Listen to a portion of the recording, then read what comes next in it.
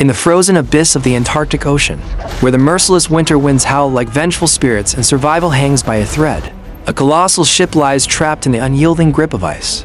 This gripping tale of creation, regret, and redemption begins here. Will humanity's hubris unleash a monster, or reveal the true monster within us all? The film opens in the Antarctic Ocean during a brutal winter. A massive ship is stranded in the frozen sea. The captain is desperately trying to evacuate the ship and all its passengers safely. However, the cold is intensifying, making survival nearly impossible. On a stormy, snowy night, they hear a man screaming for help. The captain and some of his crew rush to his aid, and the man pleads, "Please take me away or kill me. Don't leave me here to suffer." Touched by his desperation, the captain brings him aboard. But as he does, a monstrous creature approaches the ship that was pursuing the man all along.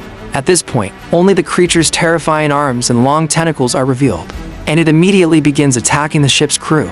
Everyone fights back, but no one can defeat it. Bullets have no effect. In desperation, a soldier fires a powerful rocket launcher at it. The creature doesn't die but is knocked off the ship. Enraged, it starts shaking the vessel violently, causing massive internal damage and endangering everyone's lives. From above, the captain strikes the ice near the creature with immense force, shattering the surrounding frozen surface and burying it in the icy depths. They assume the monster is dead, but it's far from over. Morning arrives, and the captain approaches the rescued man, asking, "How did this monster come after you?" The man begins to recount his story, flashing back to his past. We see Victor as a 12-year-old boy. Victor was the son of a renowned scientist who wanted him to become a brilliant doctor.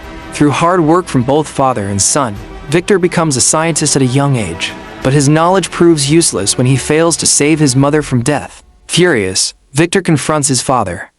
"What good is this science if we couldn't save our mother?" His father explains that reviving the dead is beyond human power. This sparks a new obsession in Victor. He vows to discover a way to bring the deceased back to life. Surpassing even his father's limits, the scene cuts back to the present, where the creature, submerged underwater, emerges unscathed from the freezing depths remarkably, without so much as a shiver. The flashback resumes. Victor pursues his idea relentlessly, seeking methods to revive humans. Years later, at age 30, he discovers a technique using human organs and electricity. He presents his experiment at a meeting of prominent businessmen, demonstrating a partially revived humanoid created via a machine. The audience is horrified, accusing Victor of playing God and challenging divine order. They berate him and demand he halt his work. Undeterred, Victor throws a ball to the humanoid, which catches it and speaks. This terrifies everyone further, and they reject him outright, refusing to fund his research. They fear that if his method succeeds, death would end, leading to overpopulation and chaos. Disheartened, Victor leaves, but a wealthy businessman contacts him. This man, plagued by a terminal illness despite his vast fortune, sees hope in Victor's work to extend his own life. He promises unlimited funding and resources. "Build your lab anywhere in the world. Complete your experiment and save my life when the time comes." Overjoyed, Victor visits his brother William to share the news. William is thrilled, and there Victor meets Elizabeth, William's fiancée, not wife yet. To align with their growing relationship, she warns him, there's a fine line between science and divinity. Use science for good, but never see yourself as God. Victor relocates to a remote mansion, converting it into a fortified lab. He installs two massive silver antennas, knowing that reviving a full human requires enormous electricity unachievable artificially at the time. He plans to harness lightning strikes. William and Elizabeth support him, helping complete the setup. After many failed experiments, Elizabeth advises, start from the basics. Build it like a human from scratch. Victor heeds her, studying human anatomy. He wires the skeleton and muscles for movement, embedding circuits throughout the body. For organs, he scavenges from battlefields amid ongoing wars, harvesting from fallen soldiers and assembling them into his creation of patchwork being. The process is gruesome, dissecting corpses to select perfect part size from one, nose from another. He names the creature the creation, correcting the common misuse. Victor is Frankenstein, but the creature is often misnamed here. We'll call it the creature for accuracy, avoiding the script's error where it's called Frankenstein prematurely. Closing parenthesis. He connects the heart to an electrical machine. Now, he awaits a thunderstorm for lightning to strike the antennas. The businessman arrives on a stormy day, demanding, "When I die, revive me or transplant my heart and mind into this body." Victor refuses. "I won't desecrate my creation further." A fight breaks out. The businessman falls and dies. Lightning strikes, but the experiment seems to fail. The creature doesn't stir. Devastated, Victor collapses in exhaustion. He awakens to find the creature alive. Bandaged and moving awkwardly, its wired body and mismatched parts make it grotesque. Terrified of his own work, Victor locks it in a secret room. He realizes the creature's mind is like a newborn's. He teaches it speech. I am Victor. The creature echoes in an eerie voice. I am Victor. Victor tries to humanize it, but forgets to treat it as a child. When William and Elizabeth visit, Victor panics. The businessman's death. Elizabeth's uncle haunts him. Elizabeth hears noises and discovers the creature in the basement. Amazed, she interacts kindly. You're so big. She teaches it basics like water, air, and fire at a child's level. Jealous that the creature responds better to her, Victor orders William to leave with Elizabeth, revealing the uncle's death and labeling the creature dangerous. He shows the body as proof. William, fearing for their lives, departs with Elizabeth. Victor douses the lab in gasoline and ignites it, causing an explosion. He's hurled out, severing his leg barely attached by veins.